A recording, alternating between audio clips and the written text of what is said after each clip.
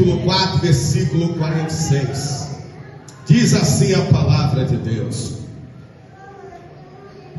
segunda vez foi Jesus a Canaã da Galileia, onde da água fizera vinho, e havia ali um oficial do rei, cujo filho estava enfermo em Cafarnaum. Vou ler mais uma vez, igreja. E segunda vez foi Jesus a Canaã da Galileia, onde da água fizera vinho, e havia ali um oficial do rei, cujo filho estava em Cafarnaum. Você que crê nesta palavra, põe a sua Bíblia sobre o assento e lê após mim alto e bom som. Segunda vez foi Jesus a Canaã da Galileia,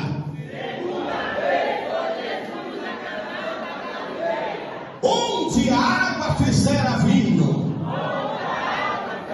Mais bonito. E havia ali um oficial do rei, cujo filho estava enfermo em Cafarnaum. Pergunte para quem está do seu lado: você crê nesta palavra? Se você crer nesta palavra, você vai abrir a sua boca e glorificar. Enquanto você abre a tua boca e glorifica, aplauda, engrandeça, enaltece mais legiões de demônio de um gadareno lá na terra de Gadara. E é óbvio que quando Jesus fez aqueles sinais, aquelas maravilhas, muito de Gadara, evangelista Joildes, foi até Cafarnaum, foi até a Galileia. E olha, chegando em Cafarnaum, na Galileia, doutor Rodrigo, ali espalharam a notícia. E como nós já sabemos, Jesus ele tinha uma agenda em Cafarnaum. E Jesus ele chegando, havia uma grande multidão.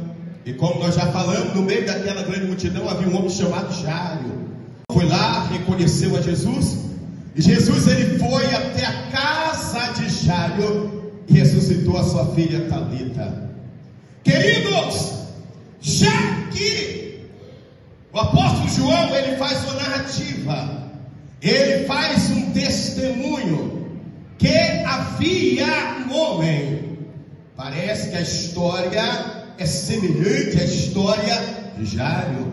Havia um homem, a qual esse homem ele era um nobre, ele era um oficial do rei. E esse oficial ele tinha uma patente elevada.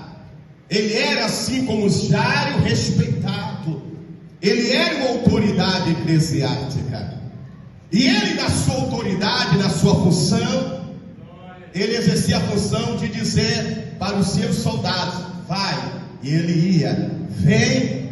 Que certo dia aconteceu na casa deste oficial uma grande calamidade, da mesma forma que aconteceu na casa de Jairo.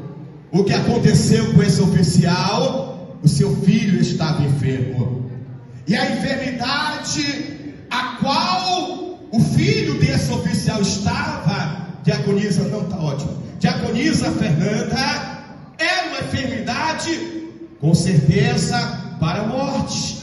Esse oficial, ele com certeza ouviu falar. Esse oficial que ele morava em Cafarnaum. E quando Jesus ele fez aqueles sinais, aquelas maravilhas, aquele testemunho daquela mulher que há 12 anos padecia de uma enfermidade, mas a notícia começa a espalhar. Quem está entendendo, igreja? As pessoas começam a fazer comentário. Imagina, Vanessa, as pessoas começam a fazer comentário. Você viu o que aconteceu na casa de Jairo? O filho de Jairo estava morto, a filha de Jairo estava morta, e Jesus chegou lá e falou: levanta, levanta e come, levanta, Talita. E a menina se levantou. Na igreja em Cafarnaum não havia outra notícia, não havia outra fala, a não ser, irmão Nilton, aleluia, que a filha de Jairo havia ressuscitado. Em Cafarnaum não havia para o tudo que o tinha com os médicos, e ela foi curada ao tocar nas vestes de Jesus. Ela com certeza, diaconisa Tayane saiu divulgando, ela com certeza saiu testemunhando, ela foi falando: olha, eu era uma enferma, eu era uma mulher anêmica, eu era uma mulher que 24 horas eu colocava sangue, eu era uma mulher considerada pela sociedade imunda, impura, eu era uma mulher que ninguém queria encostar sobre mim, eu era uma mulher que eu tinha perdido todos os bens, todos os recursos. Mas um dia, Jesus passando aqui em Cafarnaum, em direção não à minha casa, mas em direção à casa de Jairo, eu fui com minha fé e com minha coragem e toquei sobre as vestes de Jesus. E quando eu toquei sobre as vestes de Jesus, eu fui imediatamente o quê? Curada. E aquela mulher ia se espalhando em cada casa que as mulheres sentavam. Laís para tomar um chá, a multidão era outra. Você viu o que aconteceu aqui em Cafarnaum? A filha de Jairo estava morta e ressuscitou. Você viu o que aconteceu com aquela mulher conhecida por nós como a mulher do fluxo de sangue? Ela foi curada. A notícia foi se espalhando, aleluia, até chegar até a casa desse oficial, lá no seu gabinete. Eu posso entender dessa forma. Ele estava no seu gabinete e o seu soldado falava para ele: oh, oficial, que coisa tremenda esse Jesus. Esse Jesus, ele é tremendo.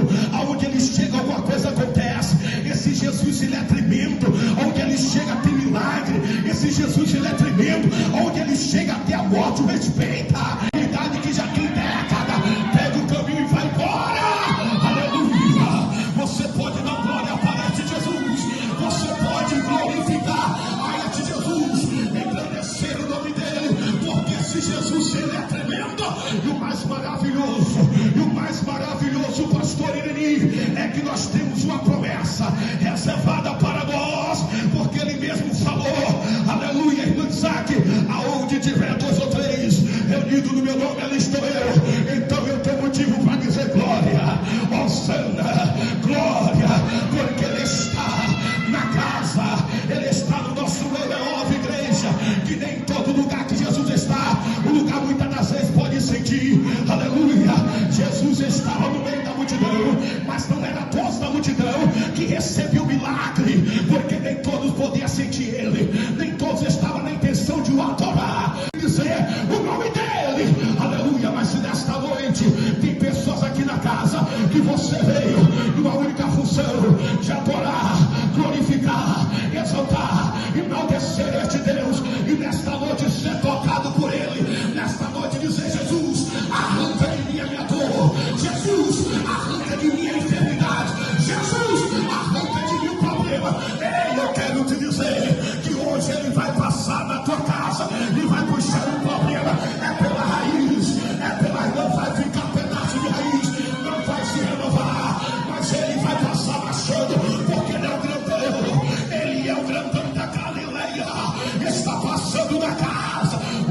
Alguém pode sentir ele agora, alguém pode sentir, aleluia, pela rachada de língua na história, rapaz, porque nós somos a igreja, tem nossa batizada lavada, chega a casa do céu e na presença do Espírito Santo de Deus, entra na tua intimidade, chama ele para a tua casa, deixa ele te envolver.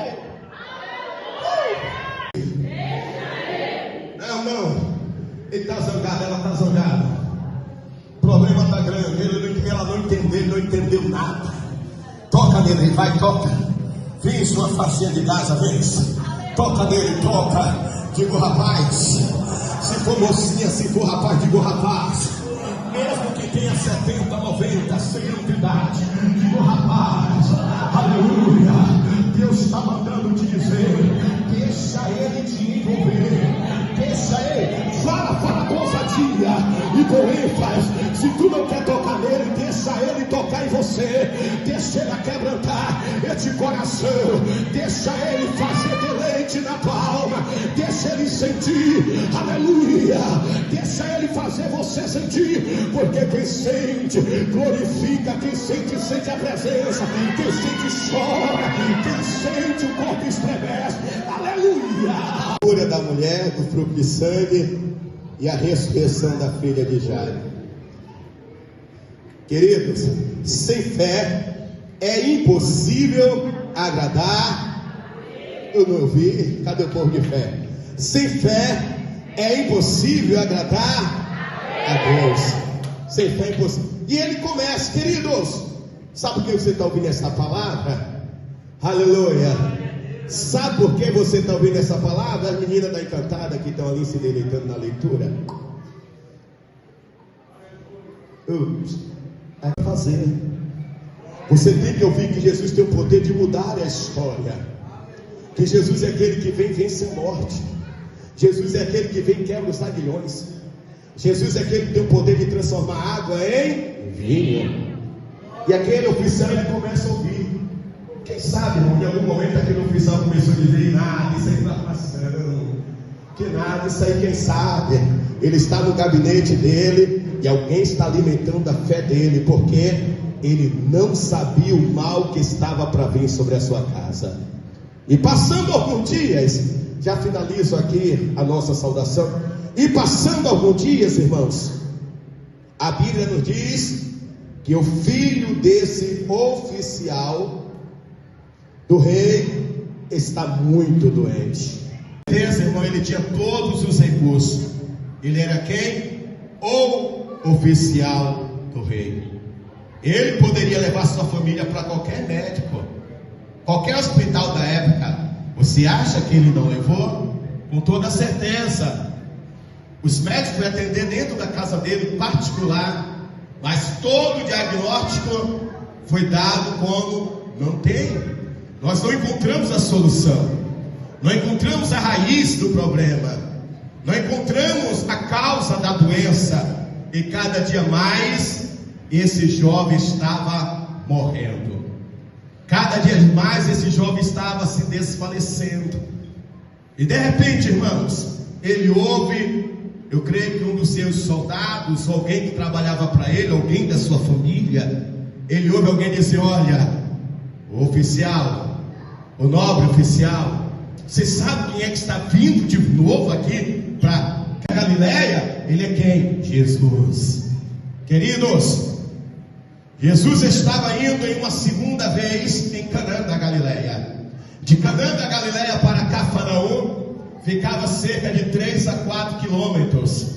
De pés, mais ou menos umas 50, uma hora andando de acordo. De carruagem, de cavalo, mais ou menos aí alguns minutos.